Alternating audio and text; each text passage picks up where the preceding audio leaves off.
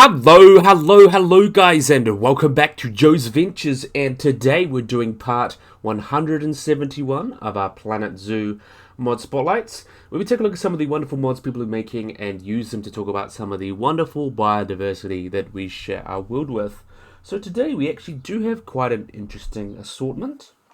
We've got a few beetles, we've got a few primates, and we got some other really cool mammals that we get to talk about. And there's a little teaser, saw in the thumbnail. And you can see it from the back there because they are so large. We've got something really cool, something really big and extinct. But we're going to be starting off with some beetles today. We're going to start up in the exhibits. So we're going to have a look at Waller's elephant beetle. So let's have a look at these guys. That's the elephant beetle. See if we can find ourselves one in the nice light. There we are. A cute little guy. So the elephant beetle or Megasoma elephas, is a member of the family Scarabidae in the subfamily Dinostidae and are neotropical rhinoceros beetles. So you can see they are black in color and are covered with a coat of fine microscopic hairs. The hairs will grow thick on the beetle's elytra, and the hair gives the beetle's body a yellowish color. You can see the males have these two large horns kind of protruding from the head and another from the prothorax. You can see that's a little horn there, so you can see, and then like a smaller one. And the longest horn gives its name the elephant beetle because it looks like the trunk of an elephant. In females, they don't have these horns and are typically look more like typical beetles. They're a little bit browner. These guys are a little bit more like of a greenish, yellowish sheen. I don't know if there actually is sexual dimorphism in this one. I don't think there is. I know there is in the other one. But yeah, we'll have a look here. So this is the males. These are all males, even though there's male and females in here. There's no sexual dimorphism in there. But the females are just kind of like a black with a little bit of like this greenish yellow on them and don't have these horns. But females have no horns, and these horns are used for defense and in competition among males for food and mates. And they do get quite big. They're a pretty big bug, or a pretty big beetle. In size, elephant beetles will typically range from 7 to 12 centimeters, or about 2.75 to 4.75 inches, with the largest male specimen known to measure about 13 centimeters or 13.7 centimeters, including the horn. So quite big there. And elephant beetles don't live with elephants. These guys are found in southern Mexico, Central America, and in South American rainforests. There's a couple different subspecies known. Not too much difference between them, but we'll talk about their breeding. So, elephant beetle larvae develop in large decaying logs and take up to 3 years to develop into adult beetles, depending on the subspecies. The female elephant beetle lays her eggs inside the decaying log or in the ground in some weeks after that, usually about 3 or so. The eggs hatch into a C-shaped larvae, white grubs, with brown heads and 6 legs, and this larval stage will last for about 29 months, during which the time will grubs consume their detritivores, so they'll eat dead logs and things like that, decaying wood. The third and last stage is the pupal stage, which lasts about 5 weeks at a temperature of about 26 degrees Celsius, and the lifespan of an adult elephant beetle like this is about 3 months, or 1 to 3 months. In terms of their food, for their diets, elephant beetles eat the sap of particular trees and ripened fruits. But in captivity, they've also been known to eat exotic fruits such as pineapples, longans, and lycra fruits, and barks from certain trees, which is quite cool. And in terms of behavior, they do live in rainforests and are mainly active during the night. They're able to maintain a high body heat when foraging despite reduced ambient temperature, which is interesting.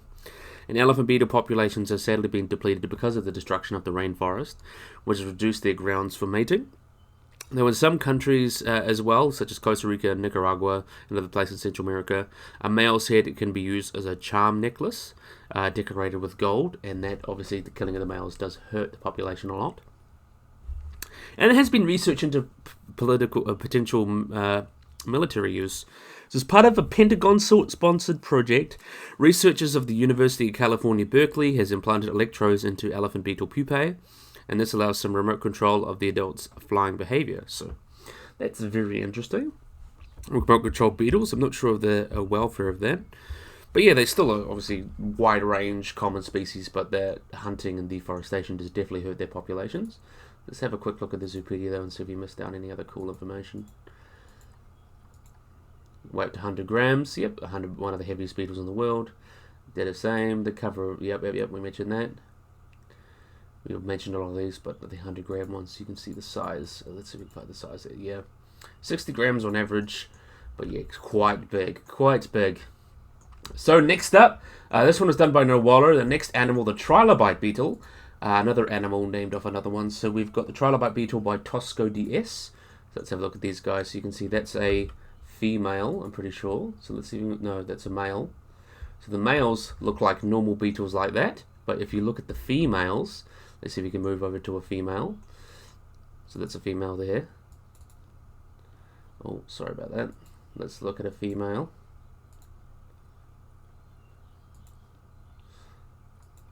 That's male, female, male, female. Trying to find one in a good light. There's a girl in a good light.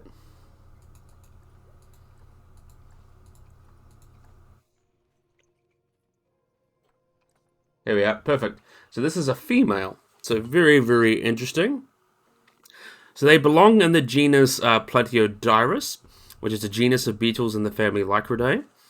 And their commonly accepted literature as the name's Duocola, but as a juvenile synonym.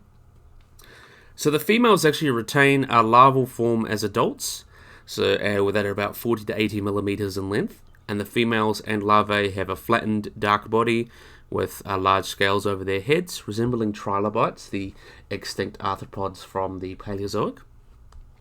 And that has given them the informal name of trilobite beetles, trilobite larvae, or Sumatran trilobite larvae.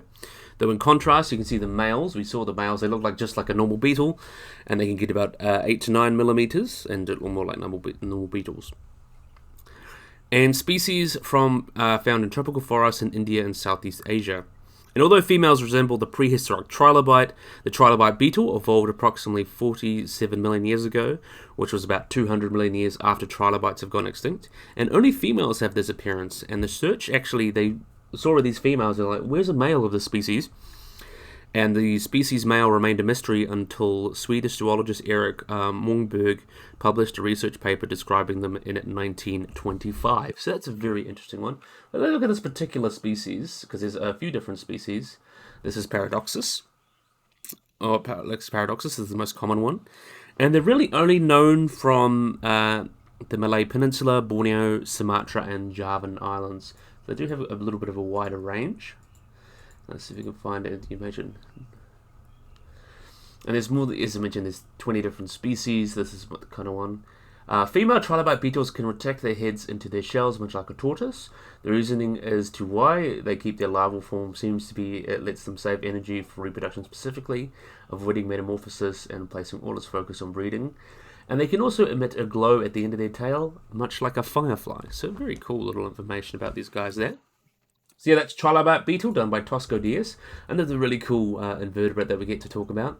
It did a really wonderful job. I like seeing the nice female there, and then you can contrast to the male that looks literally just like a normal beetle. Yeah, it's bloody amazing. So we're going to be moving on. We've got another mod by Scott. We have got the Madagascar flying fox, or Madagascan flying fox. So you can take a look at these guys here. Let's see if we can find one that's in a good position. There we are. Look at these cuties. Aren't they absolutely adorable? So the Madagascar flying fox, or the Madagascar flying fox, or the Madagascar fruit bat. These guys are a species of megabat in the genus Pteropus, and are only found or endemic to Madagascar.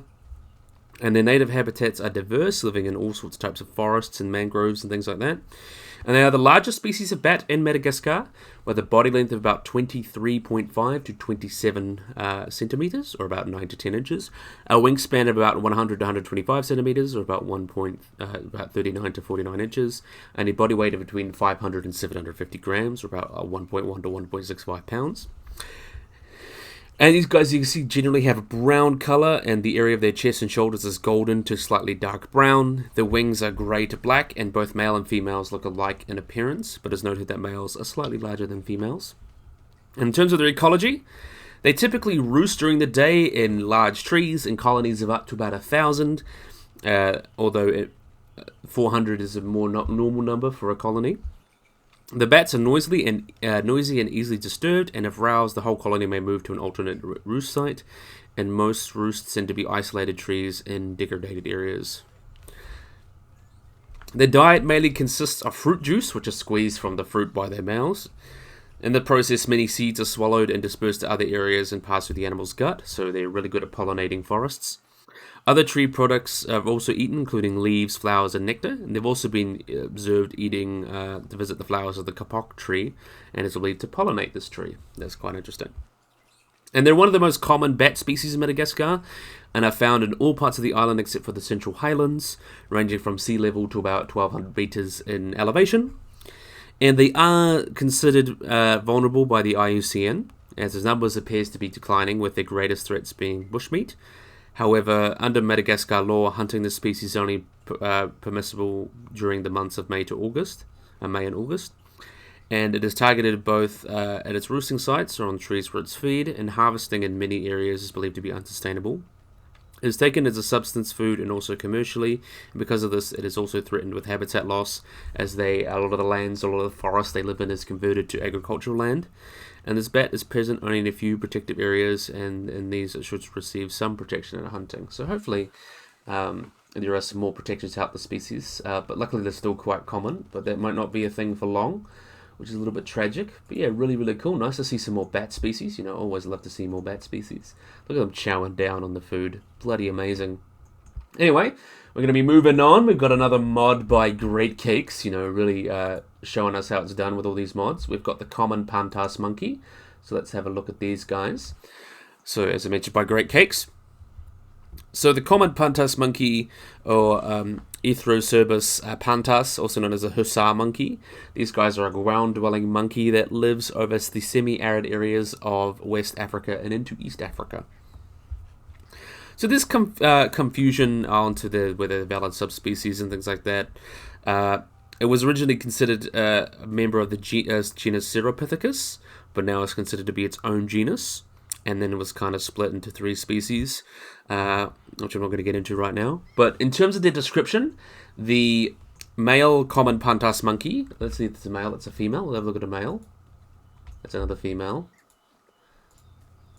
There's a male. Male's a little bit bigger. So we can find one. There we are. So the males grow to about 60 centimeters, or about 24 inches, to 87 centimeters, or 34 inches. In length, exceeding the tail, which can be about 75 centimeters or 30 inches. Adult males are typically considerably larger than adult females, which on average are 49 centimeters or 19 inches in length, with adult males also averaging about 12.4 kilograms, the females about 6.5 kilograms, or about 27 pounds for males, and about 14 for females, that show that they have quite a high degree of sexual dimorphism. Males also have the longest canine teeth of any of all the African long-tailed monkeys, and the size of their canines actually play a large role in the pecking order among males. And they're quite fast runners for primates. They're actually, they can reach speeds of up to 55 kilometers an hour, or about 34 miles per hour, which is the fastest of all primates, and their lifespan can be up to about 20 years. In terms of their distribution, they can be found in many parts of Central, Western, and Eastern Africa, and they've actually been introduced to Puerto Rico, and the species tend to avoid dense woodlands and live in open tropical savannas. So in terms of the behavior, these guys live in multi-female groups of up to 60 individuals, though much larger aggregations have been reported, and this group typically contains just one adult male for most of the year, but during the breeding season there are multi-male influxes into a group, and once juvenile males reach sexual maturity among the age of 4 years old, they leave the group and usually join all male groups. The adult females in group initiate movement in the group as the males following their lead.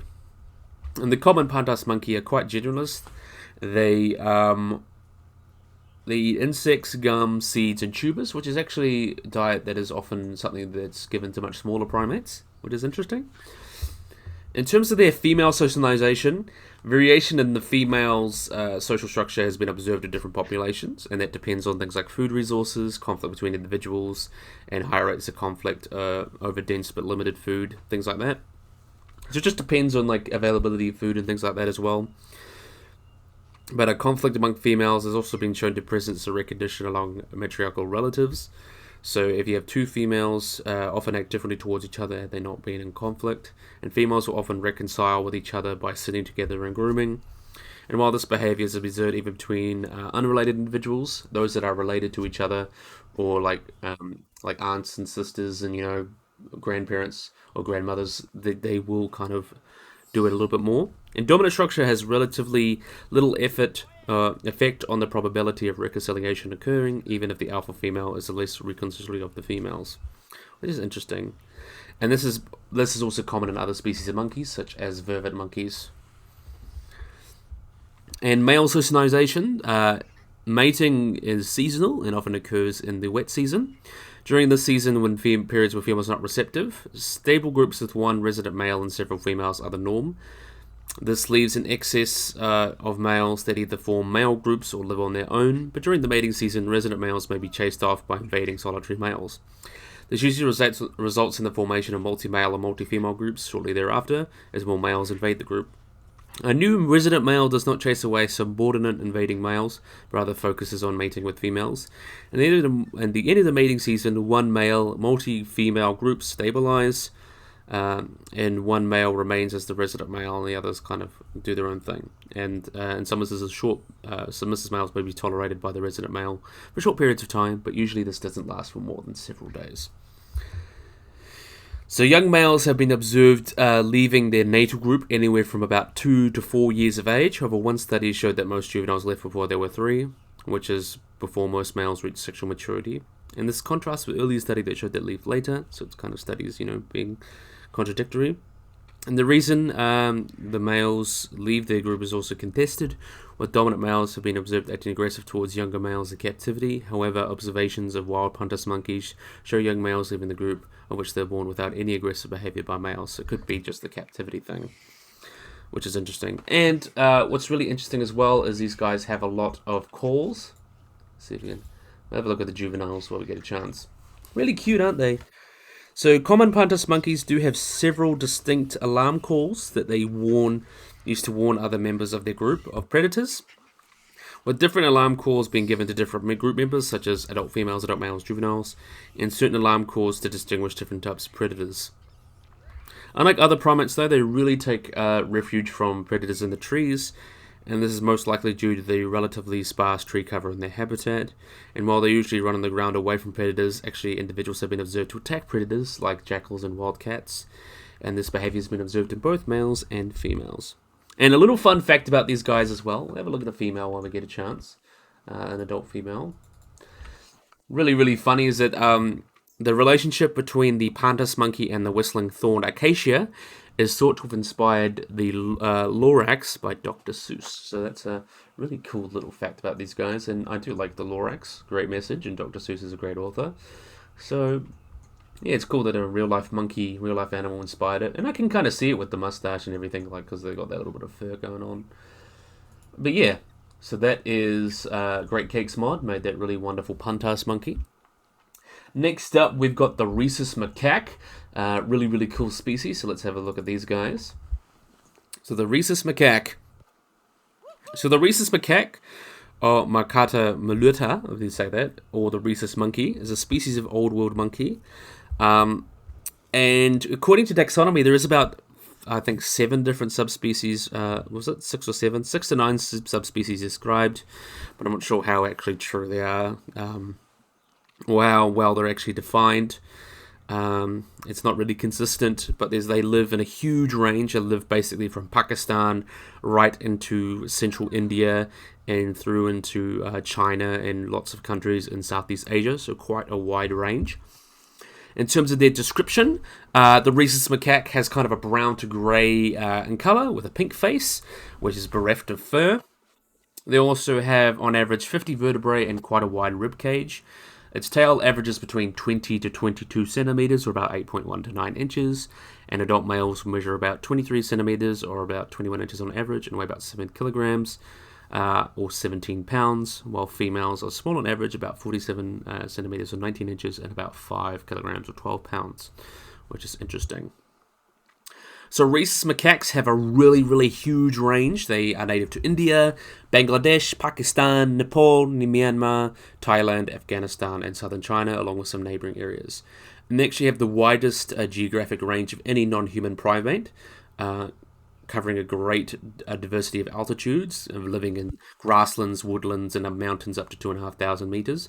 And they're strong swimmers, so they can swim across rivers, and also have a tendency to move into urban areas, relying on handouts from humans. And the southern and most northern distributes limits the rhesus and bonnet macaques respectively, as currently they're parallel to each other west of India. So the bonnet macaque live in South India, these guys live in more northern central India. So that kind of prevents them from spreading. And we do have an interesting fossil record. We do have some from Pleistocene ancestors in caves. And we do have some feral colonies. So rhesus macaques have been introduced to other areas, such as the United States, have become feral. And there's common areas such as Florida, Puerto Rico, and a semi-captive colony is actually in Carolina. A lot of these have come from movies. So like Tarzan Finds a Son, Tarzan movies that kind of were released and created this colony and established themselves. Also, a lot of them may have been the result of being wildlife parks and zoos destroyed by hurricanes, most notably Hurricane Andrew, with an estimate of about 550 to 600 rhesus macaques living in Florida. Other ones include, as I mentioned, South Carolina. That's like a semi-captive colony. And they were imported to the 1970s to use for local labs. It's kind of what they were used for. But these has established some small colonies, which is quite interesting. We'll have a look at a male, see if we find a male. There we are. So in terms of their ecology and behavior, they are diurnal, which means both arboreal and terrestrial, and are quadrupedal on the ground, but will digigrade and plantigrade as well. They are mostly herbivorous, feeding mainly on fruits, but also eating seeds, roots, buds, barks, and cereals. And they've been estimated to consume about 99 different plant species from 46 families.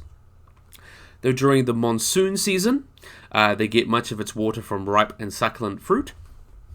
And rhesus macaques living far from water sources lick dewdrops from leaves and drink rainwater that accumulates in tree hollows. They've also been observed eating termites, grasshoppers, and some beetles. And when food is abundant, they disperse in patches and forage throughout their home ranges. They drink water when foraging and gather it from streams. And they actually have specialized pouch-like cheeks that allow them to temporarily hoard food. And they have specialized cheek pouches that they use.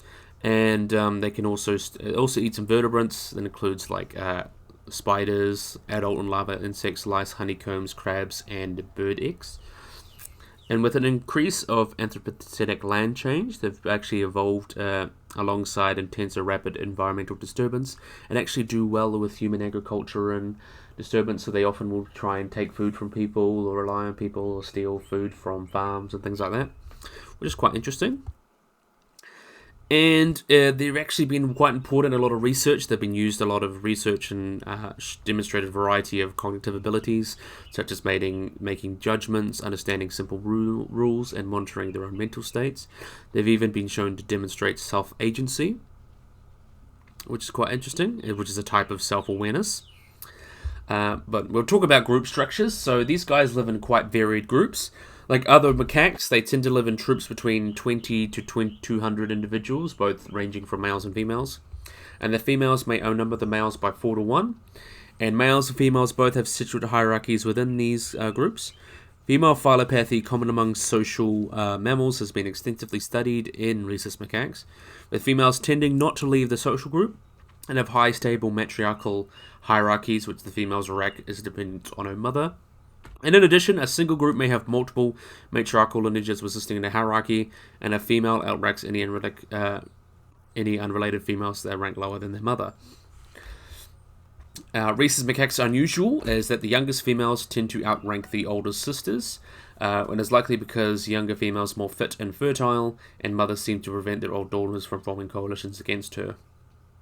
The youngest daughter is also most dependent on their mother, which would have nothing to gain from helping her siblings to overthrow their mother. Since each daughter has a high rank in early years, rebelling against mother is discouraged. Juvenile males of macaques will also exist in these lines, but once they reach about 4 to 5 years old, they are driven out from these groups and then will move onto another one to, spread out the genes of course. So let's see if we can find a female. There we are. These are one of the girls. But in groups, they position themselves back based on ranks. So there's a central male subgroup, typically that has the group of 2 or 3 oldest and most dominant males, which are co-dominant, along with females and infants of their juveniles. And they tend to kind of have these subgroups within these big groups and kind of, sort each other out and things like that. And they've also been observed interspecies grouping with Hanuman langurs and sambar deer. What's really cool as well, they do have a variety of ways of communicating. So they use a variety of facial expressions, vocalizations, body postures, and gestures. Perhaps the most common one is like the silent barred teeth, where they will show their teeth and, almost like a smile. As well, they will present their rump, which is another submissive behavior. A dominant individual threatens another individual by standing quadrupedally and using an open mouth stare, accompanied with the tail sticking straight. So they use all these, along with grunts and coos and shrill barks and things like that, to able to communicate with each other. So they're very complex in terms of how they talk to each other. Let's talk about reproduction as we talk about these cute little babies. If we can find one. Where's the cute little baby? There they are. Little baby macaque. So in terms of reproduction, adult male macaques try to maximize their reproductive success by entering into sex with females both inside and outside breeding periods. The females prefer to mate with males that are not familiar to them. Outsider males who are not members of their own troop are preferred over higher-ranking males. And outside the courtship period, male and females return to prior behavior and not exhibiting peripheral treatment. The breeding period can last for about 11 days, and the female usually mate with the numerous males at this time, and they've been observed to fight for access for these reproductive females or receptive females, but they suffer more wounds during the mating season. They first breed when they're 4 years old and reach menopause at about 25, and males generally play no role in raising the young, but they do have peaceful relationship with offspring, which is interesting. Mothers are often with one or more immature daughter, in addition to their infants, in contact less when they're older immature daughters, because their mothers may pass the parenting responsibility onto their daughters. So it helps, lighten the load on mothers. High-ranking mothers with older immature daughters also reject the infant significantly more, as those with older daughters tend to be mating early in the mating season, which is interesting. And infants farther from the center of the group are more vulnerable to infanticide, and some mothers abuse their infants, which have been result as controlling parenting styles. So it's always not so perfect in those relationships. In terms of aging, they've actually been used for studying the aging of the ovaries of primate females, and ovarian aging has been seen to associate with increased DNA double-strand breaks and reduced DNA repair in glioblastoma cells. That's the somoza cells that are closely associated with developing oocytes. So that's basically developing eggs. And they have done mirror tests on these guys and looked at self-awareness, so they seem to be aware of themselves. And there's a whole lot about, as we talk about human rhesus macaque conflict. So they are pretty common, and the relationship with humans and macaques is quite a complicated one. So their relationship is a constant change. So the change in perception of hell is at an all-time high because a lot of these forested areas are being chopped down, and they are coming to people to try and find food, and will often steal them from people. So that's because of, climate change and people chopping down trees and their habitats. And this is like things like crop raiding has been a really bad issue for rhesus macaques, stealing crops. And that has caused more conflict. So there are lots of there's really hard. It's managing the conflict between humans and rhesus macaques is very difficult. So they're trying to find ways to reduce conflict, so potentially having guards or slingshots or firecrackers or dogs to try and scare them off agricultural land and try to use non-lethal behaviors, but farmers will just shoot them sometimes. But trying to use these non-lethal ways is also helpful. Better established tourism and urban behavior in areas that have populations of cats, because a lot of tourists will just come and feed the monkeys, and that means they get too used to people, and if you don't feed them, they'll get aggressive and start biting you and things like that. So that is often a thing that's also important as well. And then there's translocation, so a lot of problem macaques from urban areas are being released to other areas where they have a lot more native food and things like that. But that might not always be working because it needs to. Another one is sterilization. So just these kind of tools to prevent all this problems as well, because these problems are extended to pretty much their entire range. So there's issues in China and India, also, and in a lot of other Asian countries is a big issue with the issues with humans. But yeah, what's really interesting as well is that these guys have been quite important to science. So the Rhesus macaque is well known to science, and due to its relatively easy upkeep in captivity, wide availability, and closeness to human anatomy, they've been used for a lot of research into medical and biological research into animal health related topics.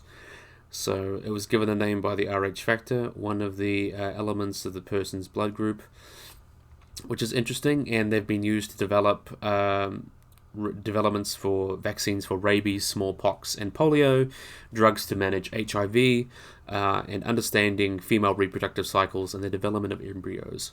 So they've been used in a lot of ways. They launched Rhesus macaques into space as part of to study how animals fly, deal with space. They've been cloned. There've been lots of studies into their self-awareness and cognition, so they are quite a well-studied primate. And we do have sequenced their genome. So at the time when their genome was sequenced, we actually didn't have the genome for we had the genome for both chimps and humans, but we didn't know what had evolved, changed between us, and what was basal. So once they had the Rhesus macaque, we were able to say a lot of these genes are actually basal, and actually showed there was not a lot of change between us.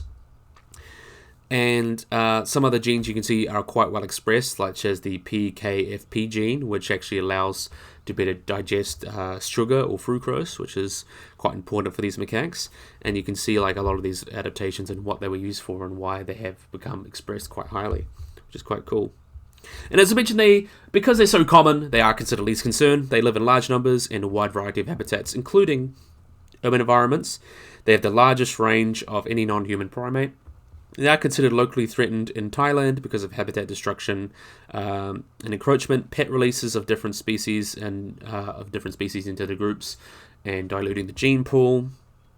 Despite the wealth of knowledge on their kind of ecology and behavior, little attention is paid to their population status because they are so common, and which could pose a risk to future Rhesus macaque populations, which is interesting.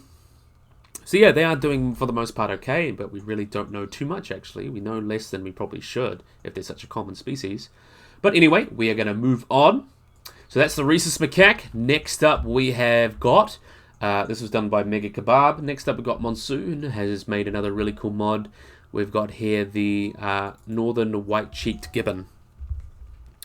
So let's have a look at these guys. So the northern white-cheeked gibbon, or Nomascus lecrogenus, is a critically endangered species of gibbon native to Southeast Asia. It is closely related to the southern white-cheeked gibbon, which they were previously considered the same species, and the females of the two species are virtually undistinguishable from each other. So in terms of their description, they are sexually dimorphic, so males and females have different colors, and the former being slightly larger, so males are slightly bigger. Males, you can see, have black hair all over their bodies, like that. Is that a baby or an adult? Yeah, that's an adult. I just wanted to check. So you can see this is actually a perfect example to have a good look. So you can see the males have black hair over their bodies, except for the white patches on their cheek, and a prominent tuft of hair on their head. And a gular sac. So they do have a gular sac producing these large, long calls. Oh, what the heck? Oh, it's because it's not tall enough. Anyway, we'll make this taller. We'll just quickly do that. It's a bit of a worry.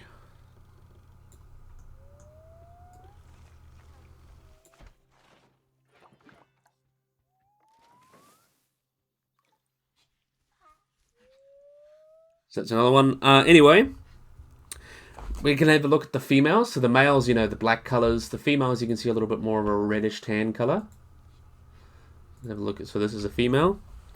They lack the cranial tuft, and they have a crest of black to dark brown fur running down the crown and the nape of their neck. They also seem to have average weight of about 7.5 kilograms or 17 pounds. This is only based on a bunch of wild individuals, and captive individuals tend to be a bit larger. So let's look at one hanging out there brachiating, because that's what we like to see the gibbons do. Like other members of their genus, both males and females have extremely long arms, even for gibbons. with arms being about 1.2 to 1.4 times the length of their body. They're also more muscular, with heavy thighs and shoulders, showing they have greater strength. They also demonstrate hand preference when swinging from trees, with edibles being about left or right-handed, which obviously doesn't matter too much. You look at these cute little guys having a good time.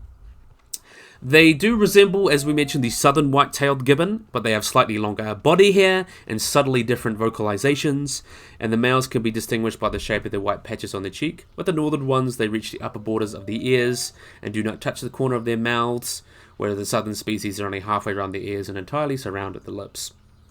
So both males and females have been reported having reddish-brown secretions from glands in their upper chest, hips, and ankles. However, the sample of sweat taken at the axillary chest is at lower level of steroids of white-cheeked gibbons, and this actually suggests the olfactory signals may be less important for this species than a lot of their other relatives. So let's have a look at their females. Look at the female, look at the girl. Oh, no, that's not what we wanted. She's levitating. Anyway, today, the northern white-cheeked gibbon is only found in Vietnam and northern Laos. They were formerly found in southern China in the Yunnan province, where they were reported to be the edge of extirpation in 2008, and they were confirmed to be extinct in China in 2015. In terms of their population, Laos, a population of about 57 gibbon groups, has been estimated in the Nam Etapoloi National Protected Area in 2019. And in Vietnam, there's at least 22 groups of the species confirmed in another reserve. Another population of 64 groups, 182 individuals have been confirmed by the Center of National Nature Conservation Development in the Yuxalan Nature Reserve, and they seem to be only about a few hundred individuals. No subspecies are recognized, though as I mentioned, they were considered formerly to be a subspecies of the southern white was formerly considered to be a subspecies of these guys. The gibbon, also, they primarily like to live in subtropical forests between 200 and 1,650 meters, or between 660 to 5,000 feet in elevation. So the northern white-cheeked gibbon is boreal in its habits and are primarily herbivores, so they will feed mainly on fruits with some leaves, buds, and flowers. However, 10% of their diets may be made of insects and other very small animals. They're generally sociable, living in groups of up to 6 individuals, but individual groups do not travel far, and they're believed to be territorial. And they are diurnal, so they spend their night sleeping in high branches, usually against one another, bracing each other quite tightly, which is actually pretty cute. And behavioral studies actually shown that they can recognize themselves in mirrors, which is pretty cool. The calls of these northern white gibbons are among the most complex of those produced by gibbons, and are significantly different between males and females. The most distinctive call are those made by parts of the male-female duet, and this is because the female makes a series of 15 to 30 notes with increasing pitch, while the male's complex call is a rapid change of frequency modulation, and these cycles, which last less than 20 seconds, then repeat with increasing intensity for 5 to 17 minutes. And in the closely related southern species, these are more common at dawn, and often apparent in sunny days, and in captivity they often sing duets together most frequently as are most likely to mate, and that may actually play a key role in their pair bonding. And similar calls are sometimes made solo by both sexes, and juveniles will sometimes join in, making this chorus, with males being able to make the booming sounds with their gula sacs. And in terms of reproduction, we have a look at the cute little baby. So you can find the cute little baby here, who's kind of a standard little grey for whatever reason. So they are monogamous, so they will stay with each other for life. And the ovarian cycle has been reported to be last about 22 days. And gestation lasts about 200 to 212 days. And at birth, both sexes are covered in a yellow buff fur with an average weight of about 480 grams or 17 ounces. And about 1 year of age, the fur in both sexes changes to a black color with pale cheeks. With sexual dimorphic adult coats only growing when they reach about 4 to 5 years of age. And during this period, the juvenile will sing a female form on the call, and will frequently kind of engage in behaviors, play behaviors. Oh, that's not what we want. I want to have a look at the one brachiating. That's quite cool. Look at him go. Anyway, so northern white-cheeked gibbons, they typically will reach about sexual maturity at about 7 to 8 years, and can live up to 28 years in the wild, so they are quite long-lived, but they are sadly, as I mentioned, quite endangered, quite restricted range, and only a few, probably less than 1,000 individuals left, which is not, hopefully we can get those up. hopefully they're doing okay. But yeah, another really great mod by Monsoon. It's really nice that we have so many modders doing so many different mods recently, which is quite cool. And we'll just let's just watch them run around for a bit. I love like the gibbons that they've added to the game. Adding that brachiation and all that funky climbing that they do. It's really just so awesome. And I'm glad they added that to the orangutans as well. So yeah, I think this is where we're going to head off for the last species. So we've got here by NDP, so NDP Designs, who made that wonderful woolly mammoth, is back with another really cool extinct animal. We've got 2 species of Paraceratherium. So we're going to pick one. Let's see, this is the Fang, who is Bogates. So we'll talk about the species. So Paraceratherium, these guys are an extinct genus of hornless rhinos that belong to the family Paraceratheridae. And what's their claim to fame is that they're one of the largest, if not the largest, terrestrial mammals to ever exist, and lived from their late Oligocene, early to late Oligocene, so about 34 to 23 million years ago. So this species is at a really complex taxonomy due to its very fragmentary nature, and there's been a few different species described, which a lot have been lumped. A lot have been lumped and split and things like that. But first discoveries of Intricatheres are made through various colonial links in Asia, with the first known Intricathere fossils coming from Bashalan in modern-day Pakistan in 1846. And the first fossils now recognized as Paraceratherium were discovered by British geologist Guy Alcock Pilgrim in 1907-1908, which is considered to be upper jaw and lower teeth on the back of the jaw.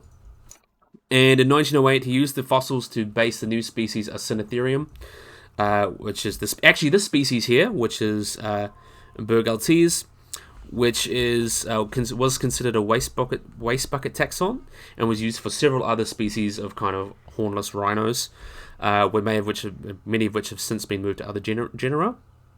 And there's been other subspecies described. Other genera described. As I mentioned, Acinetherium. If you've ever heard of things like Intricatherium, Baluchatherium, those were all considered their own genera, but then lumped back into Paraceratherium. So in 1910, more complete fossils were found, and they moved this species into Paraceratherium, which is near the hornless beast. And there was a few other species described, which is like the one called Osborne, which was considered the wonderful beast, or Desmodotherium, which was called the wonderful beast, which was also put back into Paraceratherium. And there was another species in 1922. There was some quite well preserved remains with Bachelocerium granderi, which is then named into Transolusum, which is the other species we'll talk about.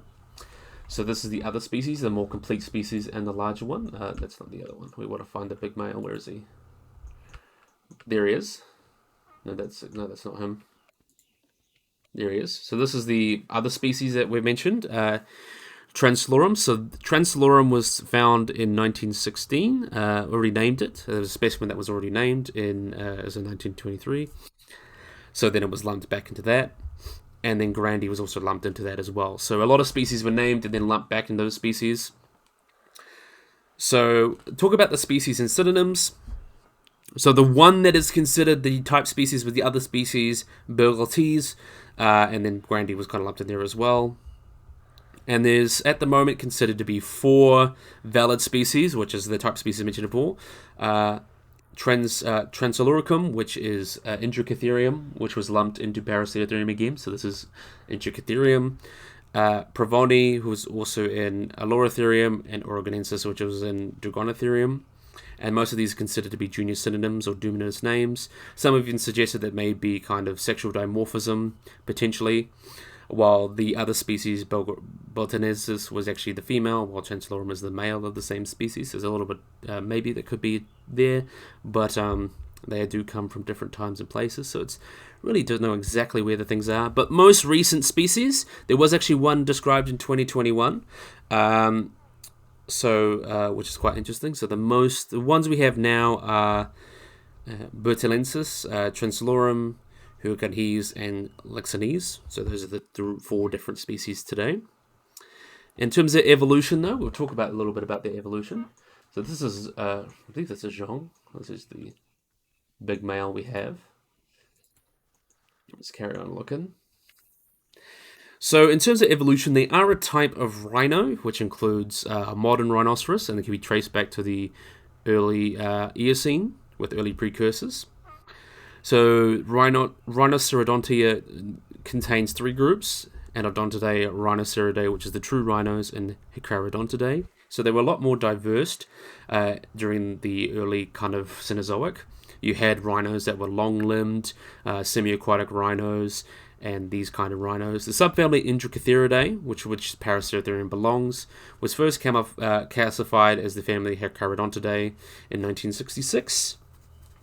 But it actually seems these guys may be out of these, and actually may not be a natural grouping. So it's taxonomy being taxonomy. And then some other genera that were thought to be earlier, that's smaller, related to this species, which is quite interesting. But yeah, we'll talk about what makes these guys so interesting. So Paraceratherium, let's have a look at another one. There's a shoe. See if we can find the male of this group. There it is. So that's Fang. So this is the type species. So Paraceratherium is among one of the largest known land mammals to ever existed, though its precise size is considered unclear. The total body length was estimated to be about 8.7 meters, or 28 feet back in 1936, and then 7.4 meters in 1959. But these estimates are now considered exaggerated. And the weight of these guys would have been quite similar to some extinct protocidians like Paleoloxodon and steppe mammoths. Though roughly equal in mass, they would have been taller than any of these proboscideans. Their shoulder height is estimated to be about 5.25 meters, or about 17 feet tall at the shoulder, and have a neck that's about 2 to 2.5 meters. And early estimates have put these guys at about 30 tons, but those are considered quite high these days. So now, this is our largest male, he's 100%, so we're going to use him as our kind of baseline. So early estimates was considered to be about 30 tons, or 66,000 pounds, but now their estimates are between 15 and 20 tons, with their lowest estimates being about 11 tons, as low as 11 tons. But calculations have been mainly made from the species Transiluricum, which is known from the most complete remains of all the species. So this is the one that's most commonly used, and you can kind of tell apart because they've got different skulls, and these ones are slightly bigger. Estimates have been based on skull, teeth, and limb bone morphology, but these have been known to represent individuals of different sizes, so they're kind of extrapolations. We also have no real evidence of kind of what their colour and skin would have looked like, as there's no skin impressions, but based on modern relatives and other large mammals today, they would likely had grey skin that are thick, folded, grey and hairless, based on modern rhinos, and because hair retains body heat, and being so large, it would have been easier for them to be hairless to better control their body heat. And there's been some speculation whether they would have had large ears or potentially trunks as well, so they often have been depicted with large elephant-like ears to help with thermoregulation, as elephants use their large ears as to increase the surface area and makes them easier to dissipate heat. And according to Prothero, it would have been true for Paraceratherium, but other paleontologists disagree with these ideas. But due to the fragmentary nature of these guys, they have been reconstructed in very different ways. The first kind of reconstructions just made them as pretty much a giant rhino, and they were too squat and compact, and then they were reconstructed as this more slender version later on. So some later life reconstructions may have actually made the animal too slender, but this is kind of the perfect in the middle, so this is the most up-to-date kind of reconstruction of what Paraceratherium, Transilucium, and Buccalensis would have looked like in life. But yeah, the largest skulls of the species are about 1.3 meters long, or about 4 feet long, and 33 to 38 centimeters, or 12 to 15 inches at the back, and they have wide zygomatic arches. They have a long forehead, and would have looked smooth and lacked the roughened areas that served to the attachment point for horns, so they were definitely hornless rhinos. And they do have, you can see, quite a long nasal region, and the nasal goes quite far up the skull, which actually suggests that these guys would have had a prehensile upper lip, or a short proboscis, like a tapir, or an upper lip similar to a black or Indian rhinoceros, which is interesting, but what exactly it was, we kind of just don't know. Which makes sense, but they would have had at least a prehensile lip then they were browsing animals. So long, narrow skull, and one skull of Paleozoic has a dome forehead, while others have flat foreheads, which is potentially sexual dimorphism. And the brain endocast was actually only about 8% of the skull, while brain of Indian rhino was about 17% of skull length. So they had quite small skulls, but they had long, strong neck muscles, large, strong neck muscles as well, that allowed them to forage in the branches as well.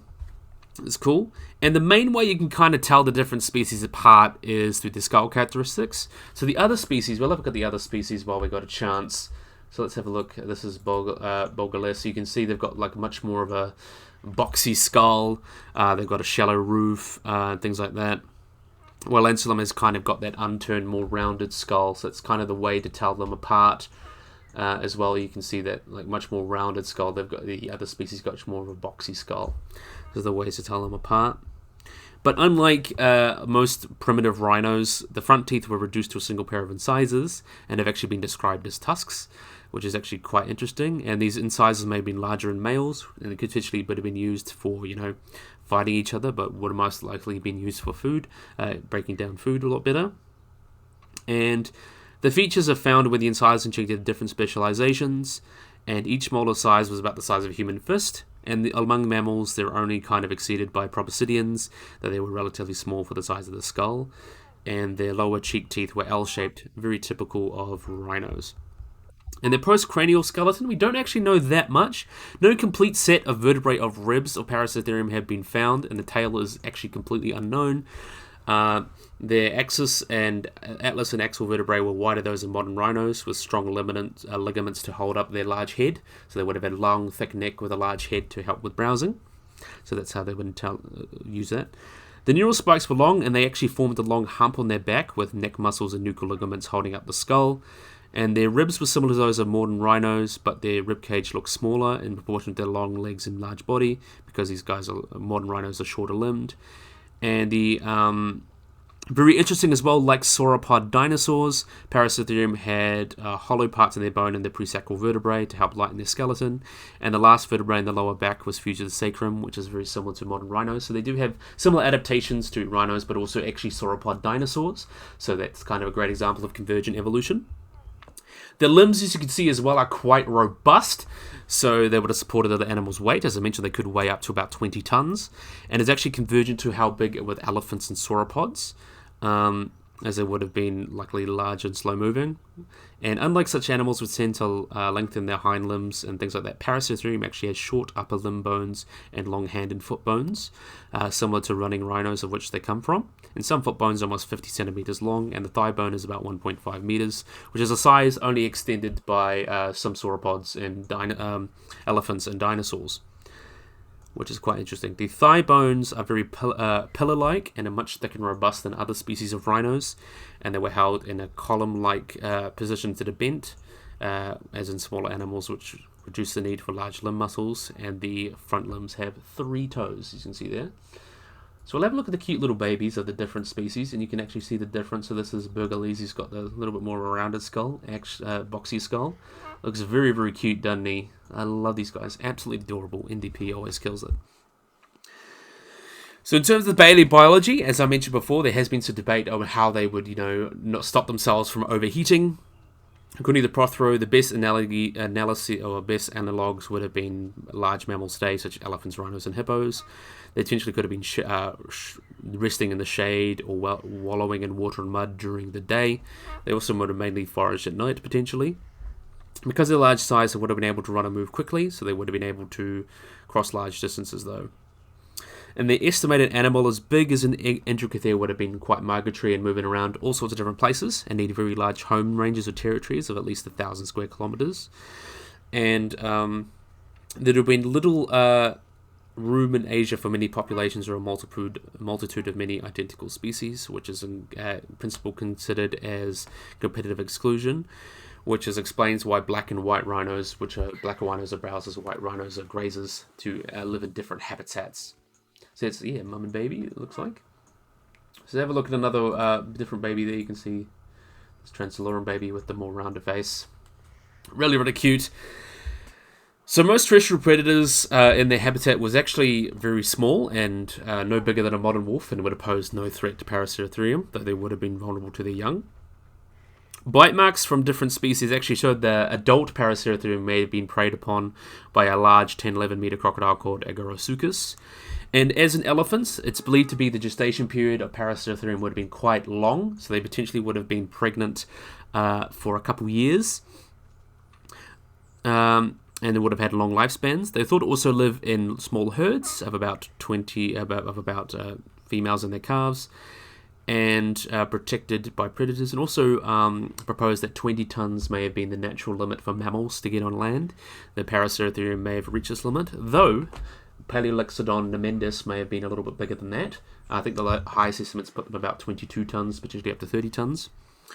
So it would have been close to that limit. And the reason mammals cannot get as large as sauropods is unknown, but this may be because of either biomechanical or perhaps reproductive strategies. So in terms of diets and feeding, the simple low crown teeth indicates that this species was a browser. So let's have a look and see if we can find him again. There he is along again. We'll have a look at the male of the other species. Let's see if we can find him. There he is. So Fang. So it's most likely that this species is looking at the crown teeth and mesowear. Essentially, these guys would have eaten soft leaves and shrubs. Later rhinoceroses were grazers, but these guys were definitely browsers, as there was a lot more trees during this time. Isotope analyses suggest that they would have chiefly eaten C3 plants, which are mainly leaves, so that definitely cribs at that. And like their relatives like horses, rhinos, and tapirs, they would have been hindgut fermenters and would have extracted relatively little nutrients, but would just eat a lot to survive. So maybe that would have been a reason why they could have got so large. And a lot of people like Granger and Gregory argued that the large incisors were used for defense or for loosening shrubs by moving them downwards, and tapirs used the proboscis to wrap around branches, and this ability would have been helpful for Paraceratherium. And some actually suggest they would have used these tusks for breaking branches and things like that. And they would have, because these species of early Oligocene had larger tusks than later ones, could have been for bark and more of a bark and leaf-based diet. Though there's some evidence potentially now thought to be sexual dimorphic, which was not accepted today. Herds of Paraceratherium may have migrated continuously, gone around the place, and would have been high browsers like okapis. So the range of the species, as I mentioned, they found from the early to late Oligocene, so about 34 to 22 million years ago. They would have lived across Eurasia in modern-day China, Mongolia, India, Pakistan, Kazakhstan, Georgia, Turkey, Romania, Bulgaria, and the Balkans. And this would have been quite a large range for them, living in similar environments, but they would have had various marine barriers, and would have lived with all sorts of different species, such as other rhino species, rodents, hyenodonts, felids, nimravids, mustelids, artiodactyls, and things like that. The habitats would have varied quite a lot throughout their range. The Anzun Gulf Formation of Mongolia represented a desert basin, which had few tall trees and bush cover. And a study of pollen showed they would have a lot of salt bush and things like that, and sand dunes. And as I mentioned, there's different species. So Paraceratherium, the species Bulgalese, which is this species, was the only one found in Kazakhstan. Not Kazakhstan, Pakistan, Western Pakistan. And the genus was highly diversified in the Mongolian plateau, and Asiacum would have lived in Kazakhstan, and Transilorium or Grangeri would have lived in South Asia.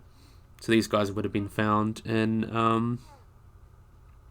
Grangeri, which has been lived in Transilorium, would have lived around Central Asia, or up around Mongolia. So that's where that species would have lived, and this would have been the species depicted in Walking with Beasts, which Transilorium.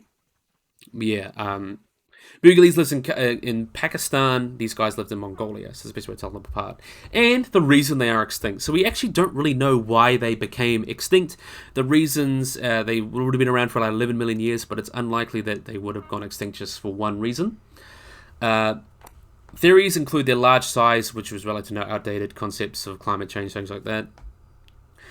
The Prothero actually suggests cause is unlikely because these animals survived millions of years with climate change and vegetation changes and rates. And they were not much larger than the biggest proboscideans, extinct as well as extant, and which face similar challenges, and they do fine. But There's actually another interesting idea. Well, it could have been climate change, slow breeding, things like that. There's actually another idea that actually invading elephants may have actually gone and destroyed their niche. So, Gomphothea proboscideans came from Africa in the late Oligocene, so they moved from Africa into Eurasia in the late Oligocene, about 28 to 23 million years ago. And like African elephants today, they may have actually changed the habitat a lot. They would have potentially knocked down trees and things like that, and would have made food more scarce for Paraceratherium. And as their numbers dwindled, they would have been more vulnerable to these other threats.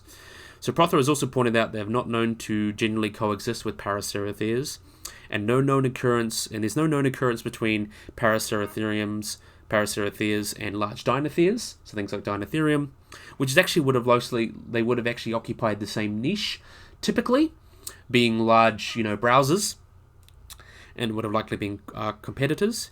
And while cautioning that the true cause may never be known for certain, they found it to be more than Prothero actually found it was more of a coincidence that Paraceratheres disappeared just as the large predators and other large herbivores entered Asia during the early Miocene. So it likely could have been a faunal turnover with a lot of these invading animals coming in and then outcompeting the Paraceratherium, which is very interesting, but likely it could have been a multitude of factors. We really don't know. But yeah, really cool. Love to see a nice NDP mod. I love hers mods. I really hope he releases that woolly rhino as well. But let's just take a moment to appreciate these cute little babies. So that's the Pakistan species Bogalese, and Transilorum is the other one, I think. Who's the other one? So that's Transilorum is the one that's featured in Walking with Beasts. And you can see the cute little baby. I love the story of that episode, with the mother Paraceratherium. And these are just such cute little babies. I love these guys. And yeah, one of the largest mammals up there. I know that there's a little bit of contention with, as I mentioned, Paleoloxodon. So Paleoloxodon pneumaticus would have potentially been up there. So it's kind of, really hard to tell exactly. Or the second largest would have been Paraceratherium. Paleoloxodon pneumaticus may have potentially got up to about, I believe, 22 tons. A weight of 13 tons. A super large individual would have potentially got to 22 tons, while these guys have got 17 to 20 tons. So yeah, really, really cool animal. NDP, always done a wonderful job. So, thank you for all you wonderful models. Thank you, Monsoon. Thank you, Tosco. Thank you, Nawala. Thank you, Scott. Thank you, Great Cakes. Thank you, Mega Kebab. And thank you, NDP, for releasing your wonderful Paraceratherium. So, I really, really, really hope you guys enjoyed this video. Hope you guys like and subscribe. Always remember to hit the little bell icon to get notified below anything. So yeah, hope you guys enjoyed this video. Hope you guys like and subscribe, and bye-bye.